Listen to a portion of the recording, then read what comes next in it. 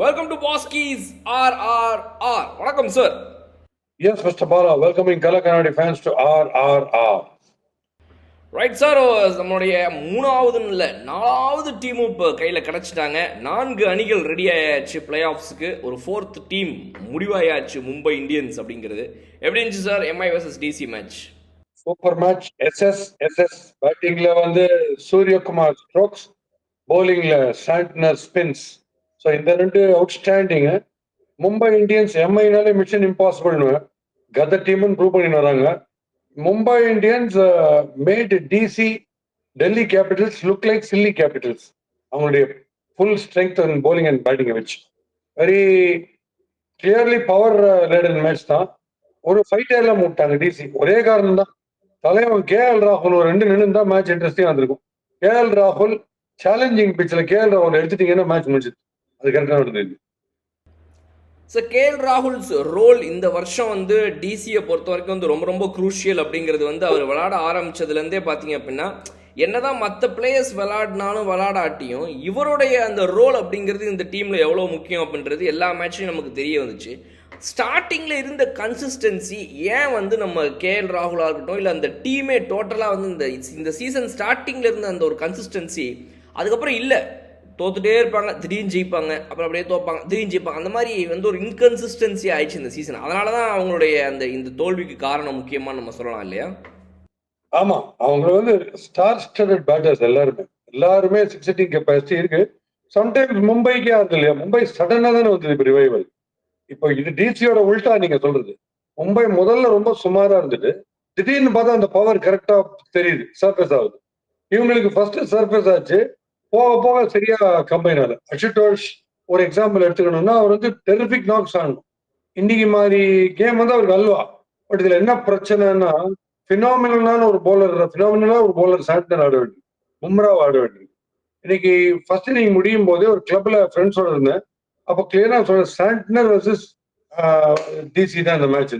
Santner நீங்க அதாவது ஏன் இதை சொல்றேன்னா, இந்த சாம்பியன்ஸ் ட்ராஃபி ஃபைனல்ஸ்ல நீங்க பாத்தீங்கன்னா சாண்ட்னர் அன்பிளேபிளா போன்றிருக்கும் போது கேஎல் ராகுல் இறங்கி ஒரு 6 அடிச்சார் பாத்தீங்களா, அவரை அங்க அப்படியே மாறிச்சு. டோட்டலா டிஸ்ட்ரெஸ் ஆயிட்டோம். ஸோ கேஎல் ராகுல் இந்த மேட்ச் கொஞ்சம் எக்ஸ்ட்ரா காஷியஸ் ஆடுறது. கரெக்ட் ஓப்பனிங் வந்து கரெக்ட். அவர் கொடுக்குற ஸ்டார்ட்ல தான் இந்த மேட்சோட சேஸே இருந்தது. அவங்களுக்கு டூ ஆர் டைன்னு இருக்கும்போது கேஎல் ராகுல் சீனை விட்டு மேனேஜ் பண்ணாருன்னா பாதி மேட்ச் வின் அங்கேயே ஆகும். பிளஸ் பும்ரா பீக் ஃபார்ம் வேறு, ஷார்ட் அண்ட் ரன் அப்ல பீக்ல போடுறாரு. சாண்ட்னர் வந்து ஒரு என்ன மாதிரியான போலர் இந்த பிச்சிலன்றதுக்கு ஒரு எக்ஸாம்பிள். அது முதல்லயே தெரிஞ்சு போச்சு. விப்ராஜுக்கு எப்ப இவ்வளவு டேர்ன் ஆச்சோ பால், சூரியகுமார் யாதவுக்கு ஒண்ணுமே புரியல, அந்த மாதிரி டேர்ன் ஆயிருக்கு. அப்ப நீங்க யோசிச்சு பாருங்க, நீங்க சூரியகுமார் யாதவ் ஸ்வீப் ஸ்பெஷலிஸ்ட். எவ்வளவு ஸ்வீப் இன்னைக்கு சக்சஸ்ஃபுல்லா ஆட முடியல. ஏன்னா கனாபனா அக்ராஸ் த பாடி டேர்ன் ஆகுது. கிராஸ் த பாடி டேர்ன் ஆகுதுன்னா நீங்க 4 ஓவர் அழிஞ்சிங்கன்னு அர்த்தம் சாண்ட்னர் போலீங்க. ஏன்னா சாண்ட்னருக்கு இருக்கிற accuracy, slowest run up, slowest flight, but fastest of the wicket. இந்த மாதிரி ஒரு போலர் நீங்க பார்க்கறது ரொம்ப அரிது. அந்த மாதிரி அதுவும் டேர்ன் வேற ஆயிருக்கு. அதுல விப்ராஜ் பியூட்டிஃபுல்லா ஆடினார். வந்த உடனே பிரமாதமா ஆடுறாரு, செம இன்டென்டோட. அந்த ஒரு ஓவர்ல அவர் ஒரு படுத்தி எடுத்தாரு பாருங்க. அவருக்கு வந்து எறும்பு பூத்துல நிக்கிற மாதிரி ஒன்னும் புரியல. அவர் என்ன தப்பு பண்றாருன்னு சொல்றேன். அவர் ஃபர்ஸ்ட் பால் இப்படி ஆட, அந்த அவுட் ஆகிறது ப்ரீவியஸ் பால் ஆட போகும்போது ரைட் அக்ராஸ் 90 டிகிரிஸ்ல பால் டேர்ன் ஆகி ஸ்லிப் பக்கம் போயிட்டு இருக்கு. அதுக்கு அடுத்த பால் அவர் வந்து ஷார்ட் மிட் பக்கம் போகாரு. எங்கேயாவது கொஞ்சமான யோசிக்க வேணாமா? நம்ம ஹிட்டர் சரி, யார நம்ம ஆடுறோம், எந்த பிச்சில் யார் ஆடுறோம், ப்ரீவியஸ் பால் என்ன ஆயிருக்குன்னா அப்ப நீங்க ஆஃப்ல தான் ஆடணும். இது இப்படி ஆடுவீங்க? அல்வா மாதிரி கார்டன் பால் போச்சு. அஷுதோஷ் மாதிரி ஒரு ஹிட்டரை குழந்தை மாதிரி இழுத்து நீங்க இந்த இடத்துல அவர் அடிக்க முடியாது. ஏன்னா சஹல் போடுற மாதிரி அவருக்கே போட்டுப்பாரு. பட் சஹலை விட அவர் ஏன் கிரேட்னா, 6 ஃபுட்டர் டாஸஸ் 6+ ஒரு ஹைட். அதுல ஒருத்தர் டாஸ் பண்ணும்போது கண்ட்ரோல்ல much before the reach of the batter போடுறாரு. ஸோ நீங்க கம்ப்ளீட்டா கேஎல் ராகுல் மாதிரி absolutely to the pitch of the ball இறங்கி போய் அடிச்சு தூக்கி அடிச்சாதான் அடிக்க முடியும். அவ்வளவு கஷ்டம் அவர் ஆடுறது. ஸோ அவர் வந்து தன்னுடைய ப்ராவஸ் பியூட்டிஃபுல்லா காமிச்சார். எவ்வளவு பெரிய பிஸ்தான் காமிச்சார் இந்த மேட்ச்ல.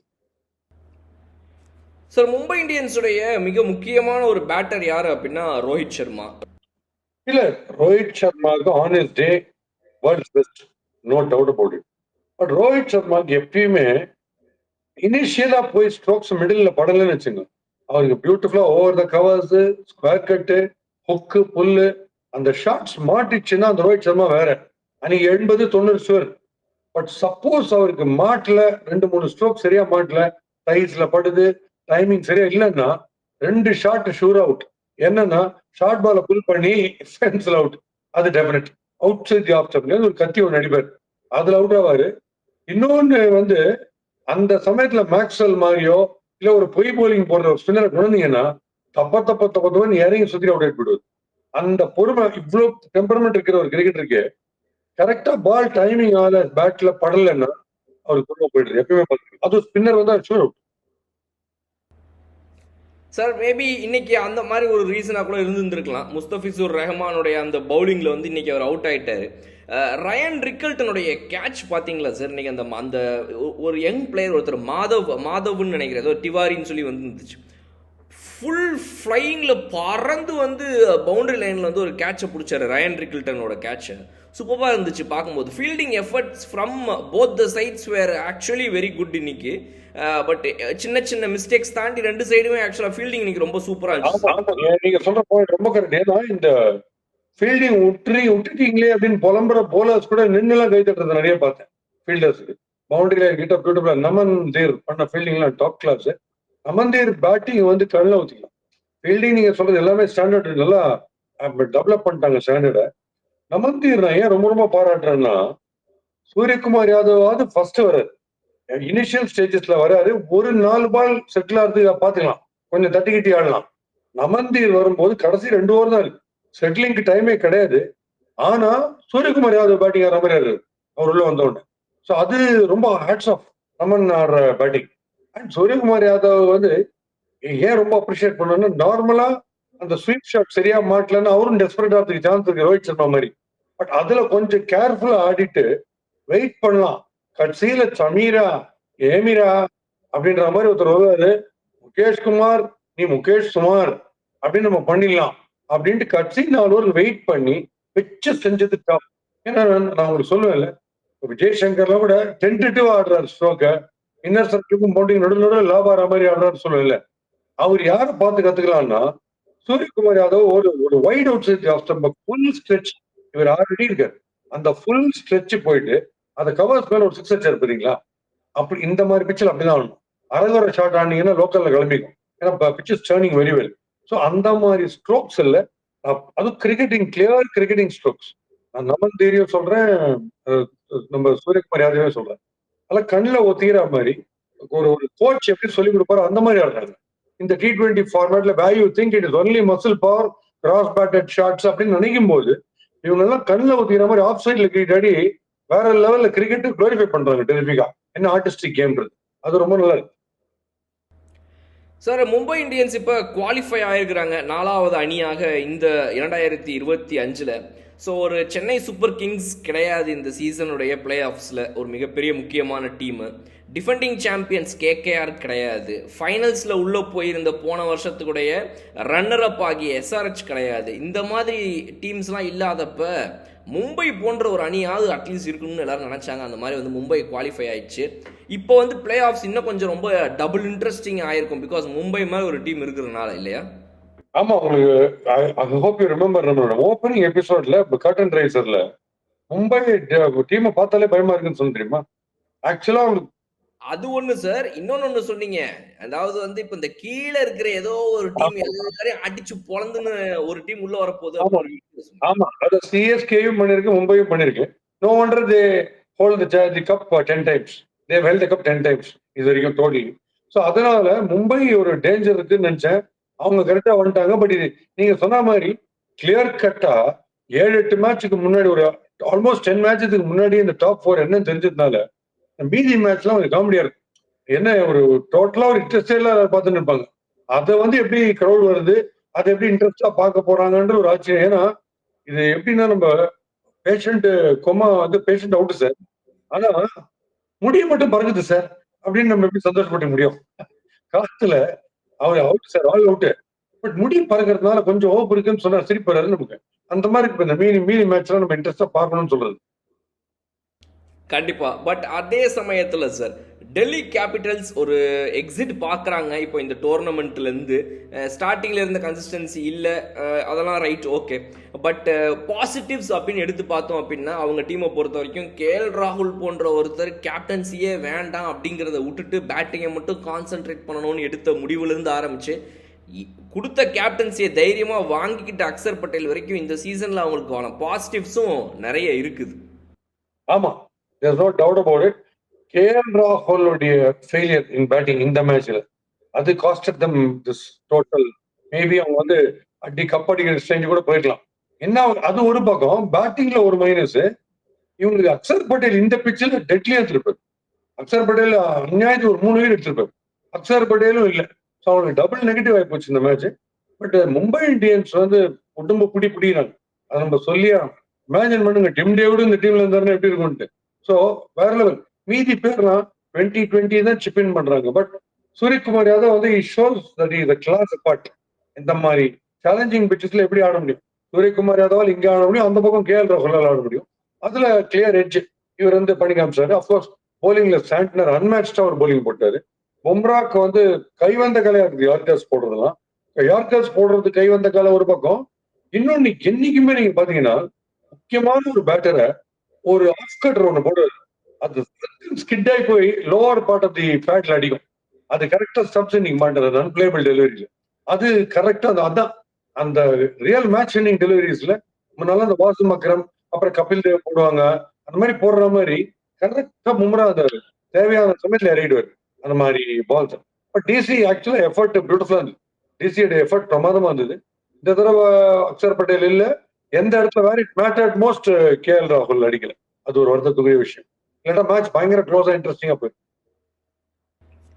சார், டெல்லி கேபிட்டல்ஸ் நீங்கள் சொன்ன மாதிரி நிறைய பாசிட்டிவ்ஸ் இருக்குது. அந்த Vipraj Nigam is a very huge positive இந்த வருஷம் 2025 பொறுத்த வரைக்கும். அவங்களுக்கு வந்து கன்சிஸ்டன்சின்னு பார்த்தோம் அப்படின்னா அவங்க எதிர்பார்த்துருப்பாங்க கண்டிப்பாக. இவர் நம்ம கருண் நாயர் வந்துட்டு முதல் மேட்ச்ல அடிச்சதுக்கப்புறம் ஒரு மிகப்பெரிய எதிர்பார்ப்பு இருந்திருக்கும். அதை அவர் அந்த அளவுக்கு இப்போ இது பண்ணலை, ஃபுல்ஃபில் பண்ணலை. பட் விப்ராஜ் நிகம் ஒரு ஆல்ரவுண்டரா நல்ல ஒரு ஸ்ட்ராங்கான பொசிஷனை இந்த டீம்ல பிடிச்சிருக்காரு சார். ஆமா, விப்ராஜ் நிகம் வந்து லெக் ஸ்பின் போடும்போது பிரமாதமா போட்டாரு. People think is a bowling allrounder, but actually batting allrounder தான் அவர். ஏன்னா அவருக்கு இருக்கிற ஆஃப் சைடு ரேஞ்ச் நான் சொல்றேன் அவுட்ஸ்டாண்டிங். அவர் தனியா வந்து கால்ஃப் மாதிரி பிராக்டிஸ் பண்றாருன்னு நினைக்கிறேன். நான் உங்களுக்கு ஏற்கனவே ஒரு மேட்ச்ல சொன்னேன், அந்த ஸ்லைஸ் பண்றது இல்ல, அதாவது யார்கர் லெங்த் எல்லாம் ஸ்லைஸ் பண்ணி கவாஸ்லயும் பாயிண்ட்லயும் 4 and 6 அடிக்கிற அந்த கெப்பாசிட்டி இருக்குல்ல, ஜஸ்ட் பிரில்லியன்ட். ஸோ அவர் வந்து பேட்டிங்ல இன்ஃபேக்ட் கான்சென்ட்ரேட் பண்ணாருன்னா ரொம்ப ஈஸியா வந்துருவார் இந்தியன் டீம் உள்ள. அவ்வளோ இஸ் வெரி கான்பிடென்ட். விக்கெட் உழுந்து இருக்கு, டேர்னிங் விக்கெட்ல இருந்தாரு, இறங்கி அடிச்சு இருக்காரு அமகலமா. ஒரு 20 தடவை அடிச்சிட்டாரு முதல் 7-8 டெலிவரியில. So very very promising batter, அவர் ஒன்றும் சந்தேகமே கிடையாது. இவங்க போலிங் போட்டாங்க பாருங்க, முகேஷ் குமார், சமீரா. சமீராட்ட பால கொடுத்தோடனே ஃப்ரெண்ட்ஸ் சொல்லிட்டேன் ஹாப்பி. சூரியகுமார் யாதவுக்கும் நமந்தீருக்கும் சொர்க்கம்ட்டேன். இன்னும் ஃபாஸ்டா அடிக்கடிக்கு ஃபாஸ்டா கொண்டே இருப்பேன். நம்ம இவர் மாதிரி நம்ம துஷார் தேஷ்பாண்டே. அப்கோர்ஸ் நேற்று அந்த பெனல்டி ஓவர் விட்டுருங்க, அதை ஒரு பயோபிக் எடுத்தாருன்னா கண்டிப்பா அந்த ஒரு ஓவர் ஃபுல் முதல் சீனர் தான். 6 பால் 6 சிங்கிள் குத்தாரு பாருங்க, அது வந்து பெரிய விஷயம். பட் ஜென்ரலா அவர் ரன் டொனேட் பண்ற மாதிரி இந்த சமீரா கண்டிப்பா கொடுப்பாரு. முகேஷ் குமார் இந்தியாவுக்கு ரெக்கனிங்ல இருந்தோது போட்டிருந்த போலிங் வேற. இப்ப முகேஷ் சுமார் தான், ரொம்ப ரொம்ப சுமாரா போட்டுருக்காரு. அந்த கான்ட்ரரி மத்வால் வந்து அந்த திருப்பி அந்த யார்கர் அது வந்துச்சு. இப்போ அவர் இப்ப நான் பாராட்டலான்னு பாக்குறேன், அடுத்த மேட்ச் அவர் என்ன கலாய்ச்சிருவாரு. அது என்ன நீ என்ன பாராட்டு, நீ எங்களுக்கு தெரியாது எப்படி தப்பா போடணும்னு அப்படின்னு ஒரு போடல போடுவாரு. சார், பேட்டிங் லைனப்பா டெல்லி கேபிட்டல்ஸ்க்கு பார்க்கும்போது இப்போ வந்துட்டு அவங்கள்ட்ட வந்து கன்சிஸ்டன்சி எங்கெல்லாம் இல்லாமல் இருந்திருக்குது அப்படின்னா நம்ம ஏற்கனவே அட்ரஸ் பண்ண மாதிரி கருண் நாயர்கிட்ட இல்லை. At the same time Faf du Plessis ஒரு மிகப்பெரிய ஒரு ஏமாற்றம். இந்த சீசனில் வந்து அவங்க ஒரு கம்மி ப்ரைஸ்க்கு தான் ஃபேஃப் டூப்ளசிஸ் வாங்கியிருந்தாங்க. ஆக்ஷன்லேயே நம்ம பார்த்தோம், நிறைய டீம்ஸ் போட்டு ஃபேஃப் டூப்ளசிஸ்க்கு இதுக்கு முன்னாடி என்ன கான்சன்ட்ரேஷன் காட்டுவாங்களோ அது இல்லை. மேபி அது வந்து ஒரு கிளாரிட்டியை காட்டிச்சு எல்லா டீம்ஸ் கிட்டையுமே. அவருடைய ஓவரால் ஸ்ட்ரைக் ரேட் இன் ஐபிஎல் தான் வச்சு பார்க்கும்போது அவர் வந்து அந்த ஒரு ஹையர் ஸ்ட்ரைக் ரேட்ல இருக்கிற அந்த பூரான் டைப் ஆஃப் பிளேயர்ஸ்ல வரமாட்டேங்கிறாரு. அப்படிங்கிறனாலே என்னமோ ஃபேஃப் மேல அதிக பேர் வந்து இன்ட்ரெஸ்டும் காட்டல. அதே மாதிரி தான் இந்த சீசனோட பெர்ஃபார்மன்ஸும் இருக்குது. ஃபேஃப்க்கு வந்து wide outside the off stump line, outside the leg stump, இல்ல ஷார்ட் பால்ஸ், அதெல்லாம் அவரை கிரீட் பண்ணிச்சுன்னா ஃபேஃப் டூப்ளசி கதையே வேற. பட் இப்போ நான் சொல்றேன், அவருக்கு இந்த நான் சொன்னேன் எல்போ வச்சு லாக் பண்ணிக்கிற ஸ்டாண்ட்ஸ் ஒண்ணு. ஸோ அவரால் ஃப்ரீயா ஸ்கொயர் கட்ஸ் ஒரு ஸ்டம்ப்ல வர பால்லாம் விட்ரா பண்ணி ஸ்பேர் கட் அடிக்கலாம் ரொம்ப கஷ்டம் அந்த ஸ்டான்ஸுக்கு. இந்த தடவை நெயில் பண்ணிட்டாங்க. Indippers, inswingers, off cutters coming straight on from outside off stump. அதை போட்டு போட்டு நிறுத்திட்டாங்க இந்த வாட்டி. ஸோ அவருக்கு டைமிங் பெரிய பிரச்சனையை போய் கிளீனா புடிச்சிட்டாங்க. நிறைய பேரோட வீக்னஸ் இந்த வாட்டி கரெக்டா எக்ஸ்போஸ் பண்றாங்க. அது பயங்கர ரெவல்யூஷன் நிறைய பேர். Sir, final question about DC's playing 11. Tristan Stubbs and Ashutosh Sharma அவங்க வந்து ஒரு எண்டில் வரும்போது மிடில் ஆர்டரில் பார்த்தீங்கன்னா வந்து நம்ம அந்த ஃப்ராஃப் டூப்ளசிஸ் இவங்க அப்புறம் அபிஷேக் பொரேல் கேஎல் பொரேல் இவங்க எல்லாருமே சேர்ந்து வந்துட்டு போயிடுவாங்க. இன்னைக்கு மேட்ச்சில் பார்த்தீங்கன்னா நம்ம இவர் இல்லாதனால சமீர் ரிஸ்வி அந்த பொசிஷனை அழகாக ஹோல்டு பண்ணி ஒரு மேட்ச் விளையாடினாரு. பட் அகெயின் அக்சர் உள்ளே வந்துட்டாருன்னா இது எல்லாமே மாறும். நான் என்னோட கொஸ்டின் என்னன்னா, Tristan stubs and Ashutosh Sharma ரெண்டு பேரும் டுவர்ட்ஸ் த எண்ட் வர்றது கரெக்டாக இருக்குமா? ஆர் யாராவது ஒருத்தங்க இவங்களில் வந்து இந்த 10th 11th ஒரு ஸ்டார்ட் ஆன உடனே உள்ளே வந்துடுறது பெட்டரா? இல்ல அவங்களுக்கு வந்து இன்னைக்கு நம்ம இந்த மேட்ச் வச்சு சொல்ல முடியாது. ஏன்னா ஸ்பின்னர்ஸ் ரைட் ஆன் டாப் இல்லை. இந்த ரைட் ஆன் டாப் ஸ்பின்னர்ஸ் இருக்கும்போது அசுதோஷ் வந்து திருவிழாவில் தொலைஞ்சு போன பாப்பா மாதிரி ஒண்ணுமே புரியல, என்ன போடுறாங்கன்னே புரியல. அதான் சொல்றேன், இந்த போலிங் ஃப்ரெண்ட்லியா பிட்ச் வந்ததுன்னா பல பேட்டர்ஸோடைய சாயம் எடுத்துரும். ஸ்டப்ஸுக்கு அன்பிளேபிள் டெலிவரி, அது என்னைக்குமே பும்ராவுடைய எக்ஸ்பிரஸ் டெலிவரி. பும்ராவுடைய ரியல் ட்ரம் கார்டு அந்த பால் ஒன்று போடுவார், பட்டுன்னு வந்து அடிக்கும் பேட்ல ஜஸ்ட் அவுட் சைட் ஆஃப் ஸ்டம்ப்ல இருந்து. அந்த பால் அவர் மாட்டினார். அப்படி மாட்டலன்னா ஸ்டப்ஸுக்கு வந்து டெக்னிக்கலி இன்னும் பெட்டர் அசுதோஷோட. அதனால ஸ்டப்ஸ் கொஞ்சம் தாங்கியிருப்பாரு. இன்னைக்கு அந்த டேர்னிங் பால்ல வந்து கம்ப்ளீட் லஞ்சிங் ஃபார்வர்டு ரீச்லயே இல்லை. அதனால நீங்க தடன் ஒண்ணு அடிக்கணும்னு டிசைட் பண்ணி இந்த மேட்ச் வந்து டூ ஆர் டை. இப்ப இதுல கேர்ஃபுல்லா ஸ்ட்ரெச் பண்ணி ஆட வேண்டிய அவசியம் கிடையாது. ஏன்னா அதுல ரன் வர போறது இல்ல. ஆஸ்கிங் ரேட் 12 கிளைம் ஆயிட்டு இருக்கு. அசுதோஷ் ஒரே ஹோப், கிளிமர் ஆஃப் ஹோப் அசுதோஷ் இருந்துச்சு. அவர் என்ன பண்ணணும், கம்ப்ளீட்டா இறங்கி சுத்திருக்கணும். ஏன்னா அது மாட்டுச்சுன்னா இவங்க பேனிக் ஆயிருப்பாங்க. ஏன்னா அவர் ஒருத்தர் தான் 3-4 6 ஒரு ஓவர்ல அடிக்கக்கூடிய கெப்பாசிட்டி இருக்கு. அதனால அவர் எதுவும் டெக்னிக்கலா வந்து தொங்கி அவுட் ஆயிடுது. அது ஒரு ராகுல் இந்த ஃபர்ஸ்ட் ஹாஃப்ல ஒரு டர்னிங் பாயிண்ட்னா, இந்த பக்கம் Stubbs and Ashutosh weak play. Stubbs ஒண்ணும் பண்ண முடியாது, விட்டுருங்க. அசுதோஷ் போனது ஒரு பயங்கர செட்பேக்.